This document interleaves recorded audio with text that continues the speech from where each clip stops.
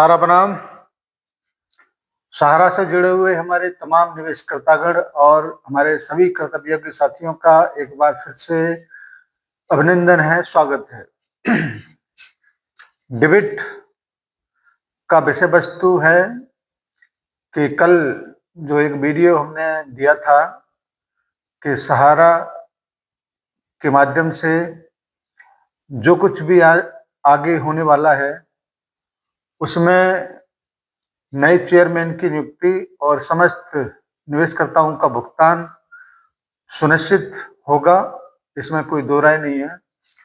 इसको लेकर कई सारे लोगों के मन में थोड़े से सवाल आते हैं और इस बात को वो पूछते हैं कि क्या सबूत है कि आप जो कह रहे हैं वो ठीक होगा, या वैसे ही अपने मन से अपनी बातों को आप लोग बना बना के कहते हैं और वीडियो बनाकर लोगों के बीच में रखते हैं।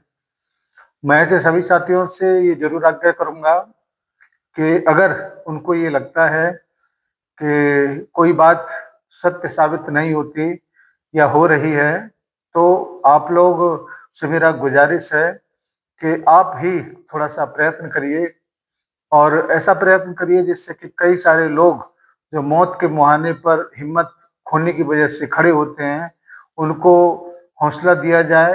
और थोड़ा सा तो प्रयास आप भी करके देखिए। हम लोगों का प्रयास सच्चा है झूठा है ये तो ऊपर वाला ही जाने, लेकिन ये बात बिल्कुल सत्य है कि हम लोग जो कुछ भी प्रयास करते हैं अपने साथियों के लिए करते हैं और जो कुछ भी बातें हमारे माध्यम से आपके बीच में रखी जाती हैं वो किसी न किसी व्यक्ति विशेष के माध्यम से ली हुई जानकारियों के ऊपर आधारित होता है।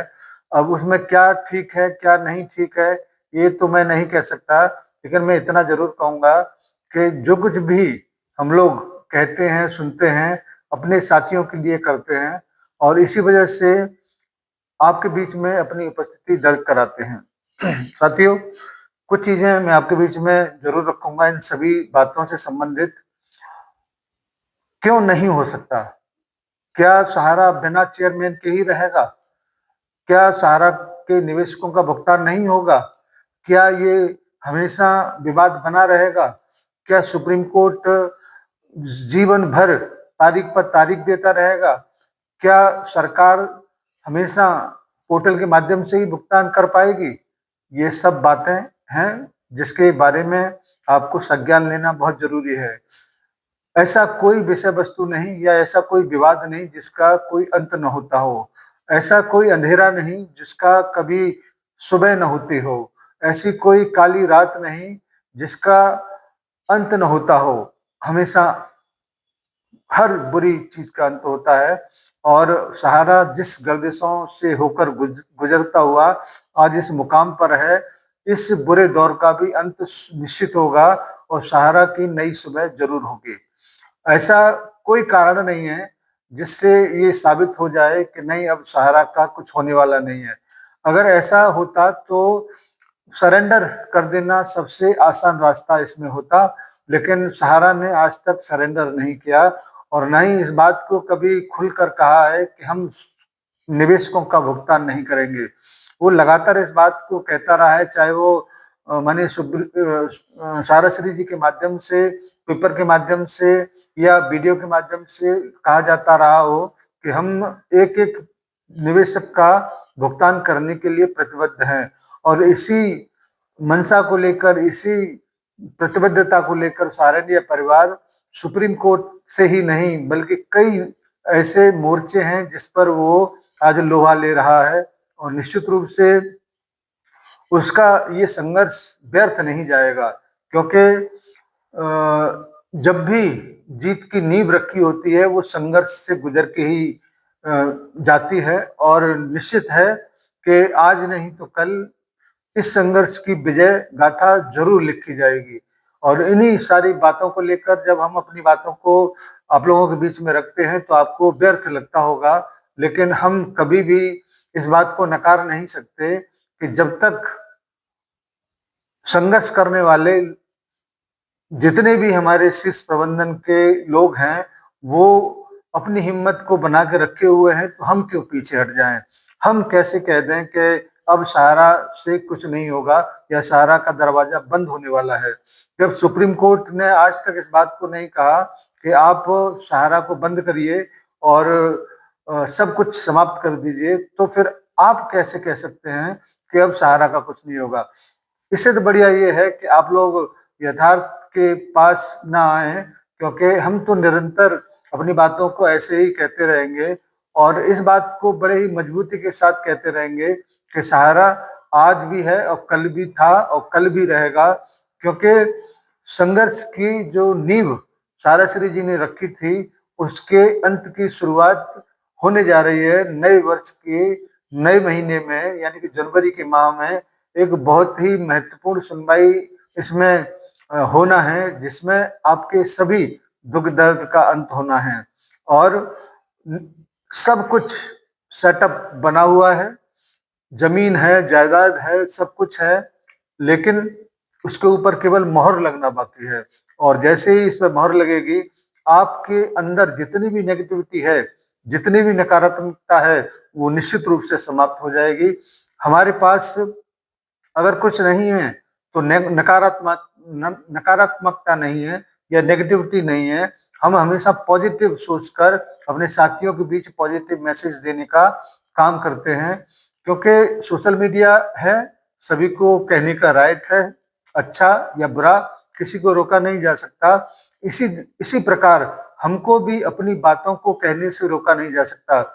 हाँ, ऐसा जरूर है कि उसमें 10-5% ऐसे लोग हैं जो उन बातों को नेगेटिव तरीके से देखते हैं, लेकिन 90% 95% आज भी ऐसे कार्यकर्ता साथी या हमारे निवेशक हैं जो उसको बहुत पॉजिटिव तरीके से सोचते हैं और इस बात को भी बहुत मजबूती के साथ वो लोग स्वीकार करेंगे कि अगर हमारे माध्यम से जो भी सूचनाएं आप उनके पास तक जाती हैं, उनसे एक उम्मीद, उनसे एक आस तो जरूर बनती होगी और यही उद्देश्य है कि किसी भी व्यक्ति की आस नहीं टूटे, क्योंकि सुप्रीम कोर्ट में मामला है, जब तक वहां से कोई समाचार, जब तक वहां से कोई आदेश पारित नहीं होते, तब तक कभी भी इस बात को नहीं कहा जा सकता कि हम लोग हार गए हैं।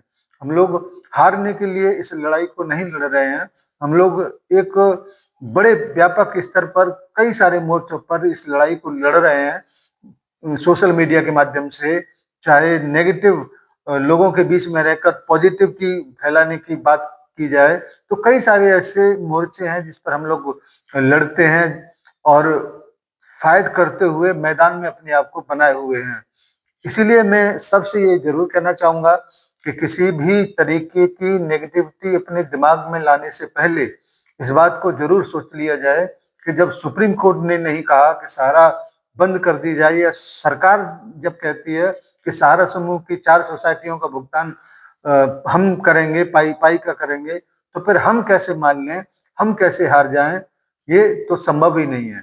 इसीलिए आपके बीच बराबर आके अपनी बातों को रखने का राइट हमारे पास है और जब देश में स्वतंत्र अभिव्यक्ति की आजादी है, तो फिर हमको कैसे कोई रोक सकता है?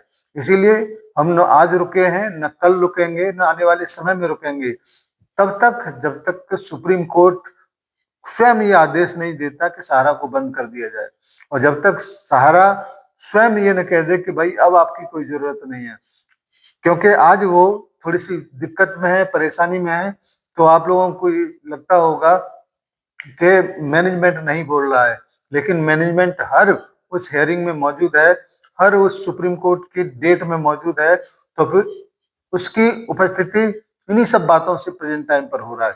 इसीलिए हमारी ये निरंतर कोशिश जारी रहेगी और मैं ये निश्चित रूप से कहना चाहूंगा कि सहारा का नया सवेरा आने वाला है और निश्चित रूप से वो आएगा, क्योंकि बुराई पर अच्छाई की जीत हमेशा होती है, हर काली रात का अंत होता है, हर बुरे दौर का भी अंत होता है। इसलिए हम हिम्मत नहीं हारेंगे और अपनी कोशिश जारी रखेंगे। सभी साथियों को सहयोग के लिए धन्यवाद, आपके जो प्रयास है उसके लिए भी धन्यवाद। आप ऐसे दौर में अपने आप को उपस्थित बनाए हुए इसके लिए भी धन्यवाद। सभी साथियों को सादर सारा प्रणाम। जय हिंद। निवेशक साथियों से सादर नमस्कार। जय हिंद, सादर सारा प्रणाम। सभापति महोदय, आप बड़े हैरान होंगे, सदन बड़ा हैरान होगा। मैं कुछ आंकड़े देना चाहता हूं। हर इलेक्शन के बाद हम ये बताते हैं कि कितना पैसा खर्च हुआ और साथ में ये भी बताते हैं कि कितना पैसा हमारे बैंक अकाउंट के अंदर है, और ये लेवल प्लेइंग फील्ड की बात इससे निकल करके आती है। 2004 के अंदर भाजपा के बैंक बैलेंस, बैंक अकाउंट के अंदर 2004 के बाद 88 करोड़ थे। हमारे कांग्रेस के बैंक के अंदर 38 करोड़ थे, लगभग 2 गुना भाजपा के हमसे ज्यादा थे। हमारी सरकार आई, ज्यादा हमारी स्ट्रेंथ थी, तो ज्यादा स्ट्रेंथ के बेसिस पे हमें ज्यादा पैसा मिला, और भाजपा के बैंक के अंदर 150 करोड़ रुपए 2009 के बाद में आए, और कांग्रेस के बैंक अकाउंट के अंदर जमा 221 करोड़ रहे। ये 1.47 टाइम्स कांग्रेस के ज्यादा थे। 60-40 का रेशियो था। 2014 के बाद भी यह रेशियो 60-40 का रहा। अब उसके बाद 5 साल भाजपा आती है। 2014 में भाजपा के बैंक अकाउंट में 295 करोड़ रुपए थे। 2019 में 295 से ये जंप करके कितना हो गया? 3,562 करोड़ रुपए केवल 5 वर्षों के अंदर। और साथ साथ में कितने गुना कांग्रेस से ये आगे हुआ? 11 गुना कांग्रेस से ज्यादा हुआ। कांग्रेस के 315 करोड़ रुपया कांग्रेस के अकाउंट में था। रेशियो क्या था? 60-40 से कम होकर के ये रेशियो बन गया 90-8 का। उसके बाद में 2024 आता है, और चौंकाने वाली फिगर, सभापति महोदय, 3,562 करोड़ से बढ़कर के भाजपा के खातों में कितने पैसे भाजपा के अकाउंट में है? 10,107 करोड़ रुपया। 10,107 करोड़ रुपया। और कांग्रेस के 133 करोड़ रुपया। 75 गुना भाजपा के पास में कांग्रेस से ज्यादा पैसे बैंक अकाउंट के अंदर है। तो किस तरीके से लेवल प्लेइंग फील्ड है, किस तरीके से विपक्ष जो है सत्ताधारी पार्टी का मुकाबला करेगी। और रेशियो क्या है? 99:1 का रेशियो। 99:1 के रेशियो में ऑपोजिशन का और रूलिंग पार्टी का पैसा बैंक अकाउंट के अंदर जमा है। किस तरीके से आप सोचते हैं कि लोकतंत्र जिंदा होगा? किस तरीके से आप सोचते हैं कि लेवल प्लेइंग फील्ड यहां पे होगा? ये हम लोगों को समझ नहीं आता।